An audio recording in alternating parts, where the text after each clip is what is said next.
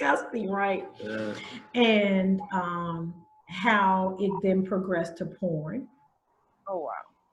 how it then progressed to, and this is weird. You remember WWF? I'm telling my Wrestling? age. Wrestling. Hulk Hogan and the Junkyard Dog and Yep. Andre the Giant, right? Yep. So he would have us watch. He would have me watch that with him, and then reenact the different moves. We ain't talking about the Russian sickle. We're talking about the kind where you're down on the ground and your And flap your legs with turns. legs open and Wow. grinding and doing all this stuff. So Mhm. I gave her step by In step. depth. I want And you to say, I'm not surprised. what? So she had an idea, but I just don't, I don't know if she had an idea, but I think that it wasn't surprising. Does that make possibly sense? happened. Somebody And else. it's ironic you said that because things like this tend to happen Way back when. and it continues to trickle down. So a comment like that, like that's what I get from it. Which was the most hurtful thing you could ever say. Yeah. That's so hard. That was like when I say you didn't punch me in the gut, you pull my guts out. Like what? And at this time, I'm a mother, so I'm like, I can't imagine even a 1% chance of that happening to my son. And And I you have have an idea have an inkling that it could be happening. And I'm not like, say or do anything. Yeah, that's She's yeah. cold. Maybe she has some underlying issues that you don't know about in her past that has made her this cold. And I don't know. And then her next response was, if I tell your daddy, meaning my stepdad, he'll kill him. Okay. So to this day, my stepdad has no doesn't idea. know. Wow. I would tell him. But, I guess comes with therapy and time does come healing. But I believe in poetic justice, right? So his health is terrible from what I heard. His life has been, nothing good has come of him. Everything that he loved, he has lost. Unfortunately, my cousin, my first cousin, his son, his only child, died. So he has experienced an immeasurable amount of Karma in the worst way. pain. Mm-hmm. But Karma. and then his brother that was doing the same thing died of brain cancer in his late 30s, early 40s. So you've lived longer than So I'm just saying, you know. Mhm. I try not to be bitter, but I call it poetic justice. Like I think, like with all of that, what you just said, it just sums up a lot of things. Like sometimes we don't have to do them anything. Life takes toll on them. No, trust the God process takes of care of life. it. God Trust the takes care process of of it. life. Yeah. And I think like here is like a good place to like wrap up what we were talking about because it's it's one of those stories that I think a lot of us women and even some men have, and even that statement that you just said, that will probably give somebody hope. Leave them to poetic justice or karma. Yeah, So, and I'm not the type of person to wish bad things on people. I believe in personally, I believe in God. So I believe in God taking care of that. If you believe in the universe, whatever you believe in, I'm not here to tell you what to believe because I don't know what happens when we die. Definitely. But I believe that having a belief system is important. And I believe that no bad deed goes unturned. It's going to come out eventually. Whether you're there to actually see it or experience it is a whole nother thing. But what good would that have done me? You know, if I sit there and watch them die, what good would that have done me?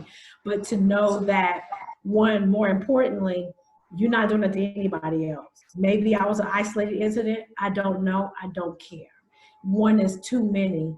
And I tell, you know, when I talk to other people about this, and I understand when you don't say anything. I get it. That speak out, blah, that's good for commercials, right?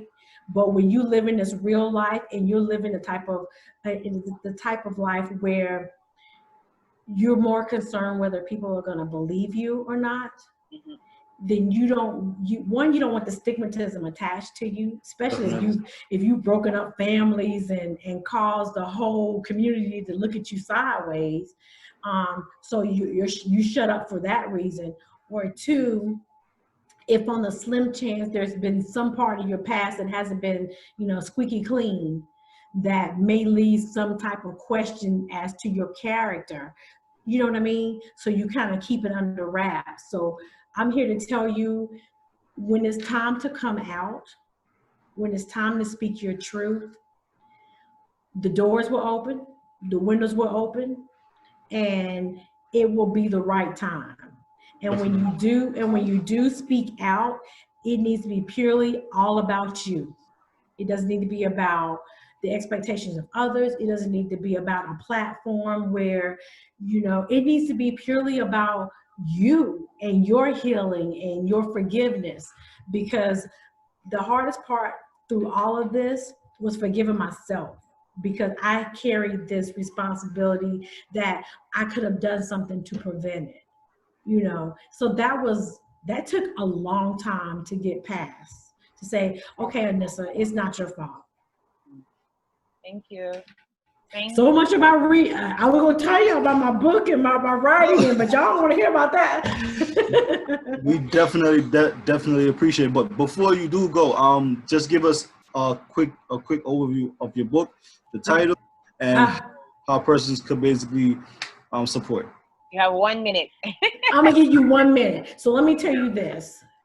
Seriously, all jokes aside, your past does not have to dictate your future. I know that sounds so cliche, and I hate it's true. Cliches. I hate to, but I am a testimony to you. I'm not special. It is nothing special about me. You've heard my past, so I wasn't born with a silver spoon, a gold spoon, and no spoon in my mouth. But what I'm here to tell you is, what you want, you can have it. So I manifested everything that I am now experiencing 20 years later, but I published my first book called Your Husband, My Man, which deals with the adultery between two best friends. But more importantly, it focuses on, I'm a relationship, emotional kind of writer. So I like to focus on the relationships, because people just don't wake up and say, you know, I'm just going to cheat today, or I'm just going to be this person today. There's normally different things that happen that kind of is a prelude to what you end up doing, the choices that you make. So these two characters get into their best friends. One character is, when I say broken, that character probably describes Anissa to a T. Broken, lost, and she gravitates to love, and, you know, love in all the wrong places, and it happens to be this man that doesn't belong to her. So that relationship is battered, bruised, broken, everything you can think of, right? But, you know, sometimes you have to go through those difficult moments in your life to get to the next level of where God, or where whomever you worship wants you to be, right? So that is Your Husband, My Man. I did that back in April 2019. It has done incredibly well on Amazon and through my own personal website. I am also a new writer. I don't know if you noticed, Andre, for Rolling Out. So if you don't know what Rolling Out is, I need y'all to subscribe to Rolling Out. I am a new, I have a page on Rolling Out. Okay. Nice. So you can go to the search bar, type in Anissa, and you'll see all my stuff. So I'm talking about everything. Like this week, I'm talking about Black women need to get off this keep that we can only marry Black men. Girl, you better get you somebody because these Black men ain't acting right. I said, we tired of being baby mamas. We ready to be somebody's wife.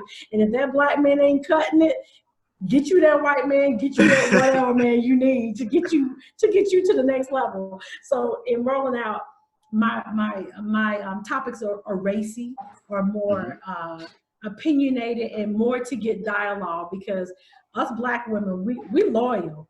Marsherie, we loyal to a fault. Loyal. Too loyal. And so, and then of course, Blended Like Us is my blog where I'm all about empowerment and motivation. You can find it at blended, BLENDED, like us.com. Subscribe, follow, you'll get my weekly updates of motivation or whatever the heck is going on in my life that I want to share to, of course, ultimately inspire and motivate. Did I get it all in? Okay, thank you so much. Thank you so much. Thank you so much. We really, really, really, really appreciate it. Yeah, if you need me, I am here via Atlanta, Georgia. I'm here to help you guys in any way you can to further your platform and to help other people. Thank you so much. much. Definitely do appreciate it. And No I enjoyed the talk. I definitely enjoyed the talk. Good deal. Thanks.